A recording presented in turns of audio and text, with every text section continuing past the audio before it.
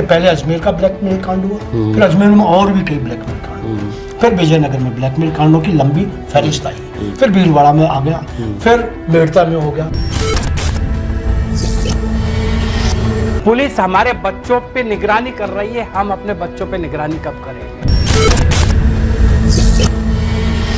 जिस दिन हर पेरेंट्स के मन में ये सवाल आ जाएगा और इस सवाल का उत्तर वो खुद खोज लेंगे, तो मेरा ये मानना है कि जिस तरह से लगातार ये किशनगढ़, अराई, पुष्कर, विजयनगर, भीलवाड़ा, अजमेर की जो घटनाएं हो रही है राजस्थान के और दूसरे क्षेत्रों में भी हो रही है, वो होनी बंद हो जाएगी। हम मोबाइल पे कॉल डिटेल भी साफ हो जाती है, लड़की ने किसी से बात करी, कॉल डिटेल साफ कर दी, माँ बाप बेचारे अंधेरे में, पता ही नहीं चलता है। जनाब, विजयनगर के लोग पुलिस से संतुष्ट ना हो, मैं क्यों नहीं है, क्या नहीं है, उसके पीछे स्थानीय राजनीति कितनी हावी हो रही है, कितने धड़े बन रहे हैं, कितने क्या क्या हो रहा है, इस पर मैं जाना नहीं चाहता। लेकिन मैं फिर कहना चाहूँगा कि पुलिस ने जो प्राथमिक जिम्मेदारी थी वो पूरी निष्ठा के साथ निभाई। भीलवाड़ा में अगर पुलिस नहीं होती तो ये मामला कहीं का कहीं पहुँच जाता। बात आज की चैनल के कार्यक्रम बात की बात में मैं सुरेंद्र चतुर्वेदी आपका स्वागत करता हूं।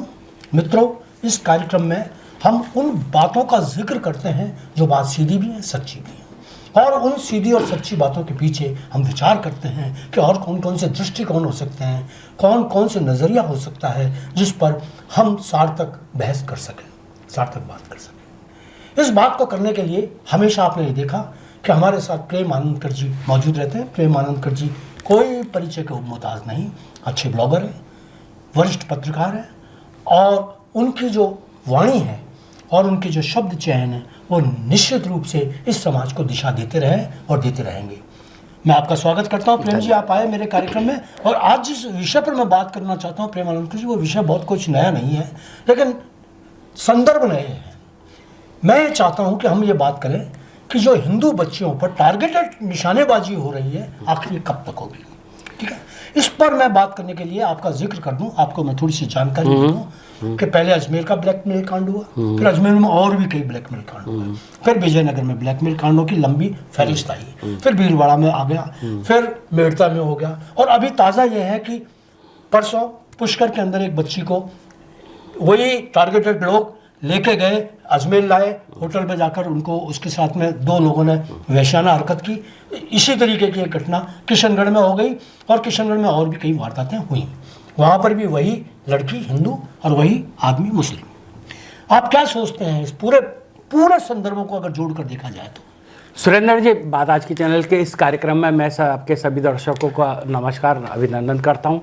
मुद्दा बहुत अच्छा लिया। मैं आपसे 2-3 चीज़ें पूछता हूँ जी कि पुलिस सजग है, हम सजग कब होंगे? जी, पुलिस हमारे बच्चों की रक्षा के लिए 24 घंटे काम कर रही है, हम अपने बच्चों की रक्षा कब करेंगे? बहुत अच्छा सवाल है। पुलिस हमारे बच्चों पे निगरानी कर रही है, हम अपने बच्चों पे निगरानी कब करेंगे? बिल्कुल।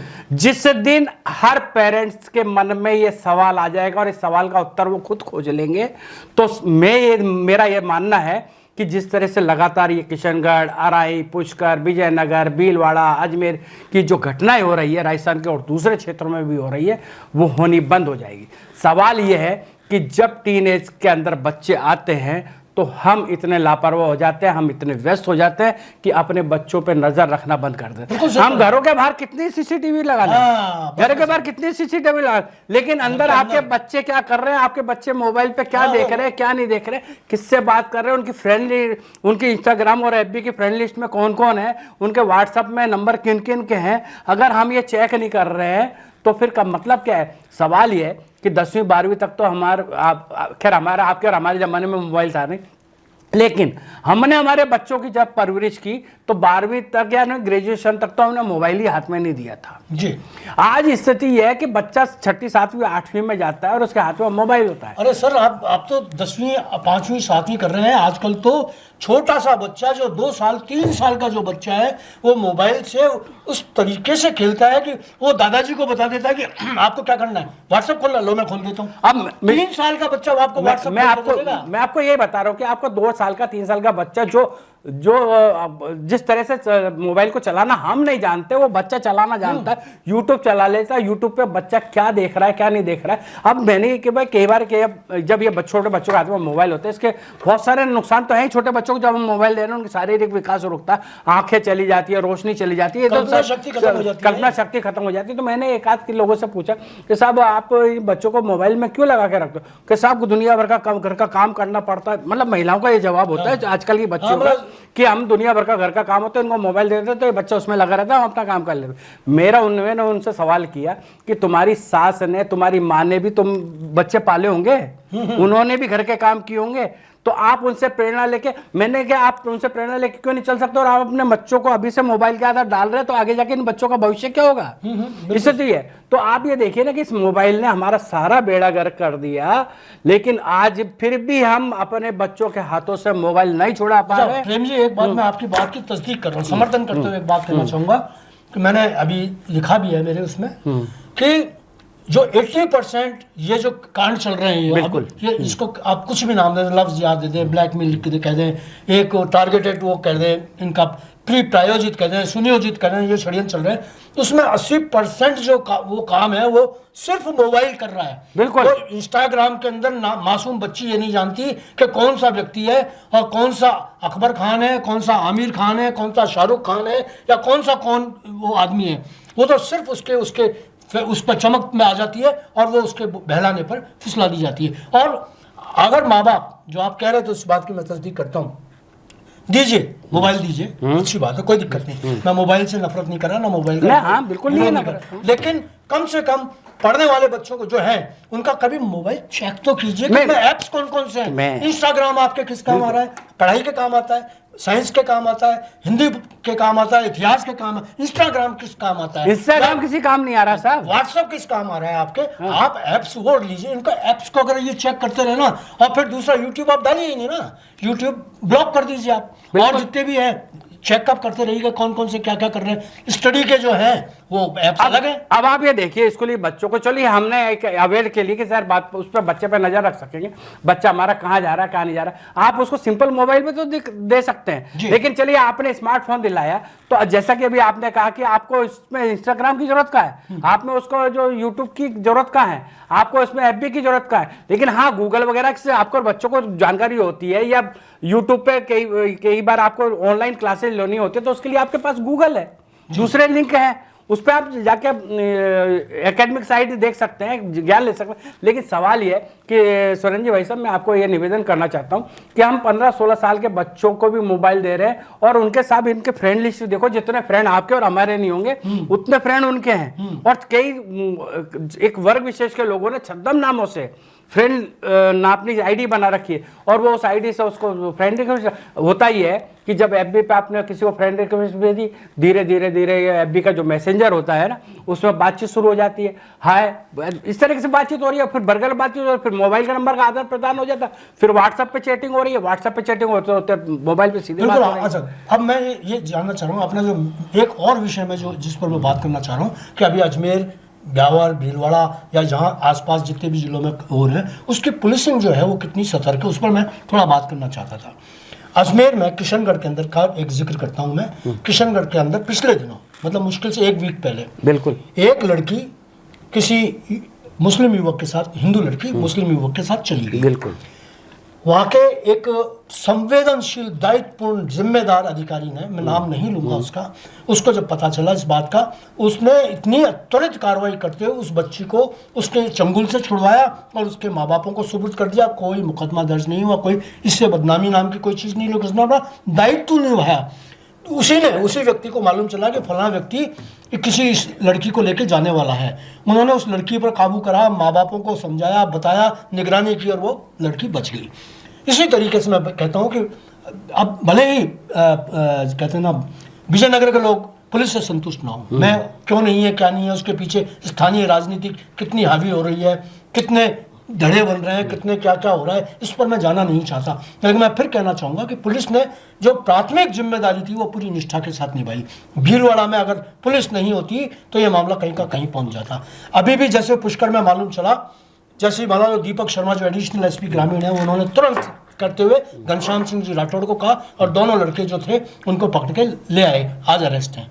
अब इसी तरीके से अभी अराई वाला जो मामला था, संजय शर्मा जो है वो गांधीनगर थाना प्रभारी, उन्होंने तुरंत उसको पकड़ लिया। बिल्कुल। तो पुलिस की भूमिका हमसे ज्यादा बेहतर है। मैं तो ये कहूंगा सुरेंद्र जी कि अब मेरे कुछ दिनों से अब देख रहा हूं पुलिस जितना बढ़िया काम कर रही है, हमारी अजमेर की पुलिस को तो मैं साधुवाद और धन्यवाद देना चाहूंगा कि बहुत बढ़िया काम कर रही है। और कई मामलों में तो ये भी आया कि पुलिस ने पूरी मुस्तैदी के साथ काम किया और चुंगल से बचा के लाई, लेकिन कुछ केसेस ऐसे भी हुए कि वो लड़की वापस ही उनके पास में। अब आप दुखदाई देखिए कि हम पुलिस से कल्पना उम्मीद कर रहे हैं, पुलिस से कह रहे हैं कि सब पुलिस तो अपना धर्म निभा रही है, पुलिस अपना फर्ज निभा रही है, लेकिन माँ बाप का फर्ज और वो कहीं भी नहीं होता। परिवार का परिवार। आप प्रेम जी बिल्कुल सही बात कर रहे हैं कि अभी पिछले दिनों अजमेर की एक मतलब मैं नहीं बताता एक युवती है ना, टॉक चली गई किसी मामले के साथ, वो उसको पुलिस लेके आई, अब वो उस युवती ने वापस उसी के साथ जाना स्वीकार। तो ऐसे में कानून भी लचर है, कानून क्या करेगा? क्योंकि जब बालिग बच्चे अगर ये कह दे कि मुझे तो इसके साथ रहना है तो उसमें कानून के अनुसार उनको छूट है। लेकिन सवाल ये कि चलिए ये तो है बालिग बच्चे, लेकिन सवाल यह कि जो नाबालिग बच्चे हमारे इस जाल में फंस रहे हैं उसको रोकने की जिम्मेदारी तो आपकी और हम की है। बिल्कुल है, पेरेंट्स की है, परिवार वालों की है, माँ बाप की है, भाई बहन की है, आपस में एक दूसरे की है। हमारा सवाल यह है कि हमारा परिवार में इंटरेक्शन नहीं है। हम 4 लोग परिवार में बैठे हैं, मोबाइल में बिजी हैं। हम मोबाइल में माँ भी इधर बैठी है, बेटी इधर बैठी, बाप उधर बैठा, माँ और बाप की हिम्मत नहीं कि उसको चेक कर ले, क्यों नहीं चेक कर ले। जब तक हमारे बच्चों में ये संस्कार नहीं डाले जाएंगे कि नहीं आपको सिर्फ मोबाइल पर पढ़ाई संबंधी चीज देखनी है, आपको व्हाट्सएप, फेसबुक, इंस्टा की कोई जरूरत नहीं है और आप सिर्फ इसका एकेडमिक यूज कीजिए। लेकिन सवाल यह कि आज हम चेक भी नहीं कर रहे किससे बात कर रहे हैं। अब एक बार चीज और बताऊं मैं, हम मोबाइल पे कॉल डिटेल भी साफ हो जाती है। लड़की ने किसी से बात करी, कॉल डिटेल साफ कर दी, माँ बाप बेचारे अंधेरे में, पता ही नहीं चलता है। लेकिन दूसरी जब अगर हमको डाउट हो तो हम अब दूसरे तरीके से भी तो कॉल डिटेल्स निकलवा सकते हैं। तो उन चीजों की तरफ तो हमारा ध्यान, हम क्या है दौड़ के कोई भी बात हो जाती है ना सुरेंद्र जी, देख बहुत हमारे समाज का बहुत कमजोर पक्ष और कमजोर नजरिया है कि हम कोई बात हो जाती है पुलिस को फट कोसने लग जाते हैं। पुलिस क्या करेगी? पुलिस भी आप और हमारी तरह ही इंसान है, बेचारी दिन रात मेहनत कर रही है, सब जगह से रोक रही है। विजयनगर घटनाक्रम हो, चाहे आप किशनगढ़ हो, चाहे अराई हो, चाहे पुष्कर हो, मैं देख रहा हूं कि पुलिस पकड़ के ला रही है। अब बेचारा अगर पुलिस सजग नहीं हो तो आज और हमारे लिए तो सांस लेना मुश्किल है। अब हम कहां तक, मेरा सवाल आपके माध्यम से, चैनल के माध्यम से है कि हम तो हाथ पे हाथ रखे बैठे पुलिस को कोस रहे हैं। कब तक हम पुलिस को कोसते रहेंगे? कि हर कोई मामला हो जाए तो पुलिस को कोसने लग जाते हैं, कोई भी बात हो जाए अरे भाई पुलिस को किसी के पीछे थोड़ी लगेगी रहेगी। नहीं, फिर भी मैं कहता हूँ पुलिस के दायित्व होते हैं, पुलिस की जिम्मेदारी है, पुलिस की सीमाएं भी होती है। ऐसा नहीं होता, नहीं सीमाएं है लेकिन उन दायित्वों का पूरी तरह पालन हो रहा है। अभी अजमेर के अंदर जैसे मैं कहता हूँ कि पुलिस डीआईजी जो है ओम प्रकाश जी, उनकी आप पुलिसिंग देखिए, उन्होंने साफ तौर पर कह रखा है हर अधिकारी को ये कह रखा है चारों जीरो टॉलरेंस इस मामले में। हाँ, इस मामले में वो जीरो टॉलरेंस है, किसी को माफ ना किया जाए, तुरंत घटना की कार्रवाई जो हो रही है। आप ये देखिए शायद ही कोई ऐसा मामला हो जिसके अंदर लड़की और लड़के के किसी मामले में लड़के को गिरफ्तार ना किया, एक भी मामला ऐसा नहीं है जहां लफ्ज़ियात या इस तरीके की बात। इस मामले में तो डीआईजी साहब का जीरो टॉलरेंस चल ही रहा है, बाकी में भी उन्होंने अपनी पुलिसिंग व्यवस्था को सुदृढ़ किया। अब देखिए जितने बांग्लादेशी आज तक नहीं पकड़े, बराबर पकड़े जा रहे हैं। लगातार अभियान चल रहा है। और चोरियां भी खुल रही है, चोरियां होंगी भी, लेकिन सबसे बड़ी बात यह होती है कि हम पुलिस से ये उम्मीद रखते हैं कि वो चोरी हो गई, कृष्णगंज थाने में पुलिस बेकार थी, गश्त नहीं चल रही थी। आप ये नहीं कहेंगे कि भाई साहब आप जब घर से बाहर गए थे तो कितने ताले लगा के गए थे, कितनी आपने वो उसकी निगरानी की थी? क्या आपने पुलिस थाने, अगर आप 10 दिन से ज्यादा जाते हैं तो आपको चाहिए कि उस थाने के अंदर रिपोर्ट कि मैं 10 दिन के लिए जा रहा हूँ या 20 दिन के लिए जा रहा हूँ मेरे, और फिर चोरी हो तो बताइए। बिल्कुल, आप तो चले जाते हैं 1 महीने 1.5 महीने के लिए, जब आते हैं तो साहब मेरा तो घर खुला हुआ मिलेगा भाई। जब दरवाजा बंद है, आपके अखबार बाहर पड़े हुए हैं, पत्ते सफाई हो नहीं रही है आपके घर के दरवाजों पर, चोरों को पता है कि ये क्या हो रहा है। सुरेंद्र जी एक सवाल और उठाता हूँ, अभी तक हम बात कर रहे थे नाबालिग बच्चों की, लव जिहाद में कई बालिग युवतियां, शादीशुदा महिलाएं भी लपेटे में आ रही है। तो हम लव बच्चों पे तो नजर रख लेंगे लेकिन उनका क्या इलाज करेंगे? लेकिन सवाल ये कि जब तक हम अपने घर का संस्कार माहौल नहीं सुधारेंगे तब तक इस पर किसी तरह से रोक लगना संभव नहीं है और हमको पुलिस को कोसना बंद करना पड़ेगा, हमको अपने आप में सुधार करना पड़ेगा। तो दोस्तों आपने सुना प्रेम आनंदकर जी को, उन्होंने किस बेहतरीन तरीके से अपने घर से शुरुआत करने की बात कही। बहुत सही बात है। अगर आप चोरों से बचना चाहते हैं तो चोरों को नसीहत देंगे कि चोरी बुरी बात है, चोरी नहीं होनी चाहिए समाज में, तो शायद चोरी नहीं रुकेगी। लेकिन अगर हम हमारे घर की 4 दीवारियाँ ऊंची कर देंगे, पुख्ता कर देंगे दीवारें, हमारे पास सुरक्षा की पूरी व्यवस्थाएँ होंगी, तो शायद हम अपना घर बचा पाएंगे। आज इतना ही, धन्यवाद।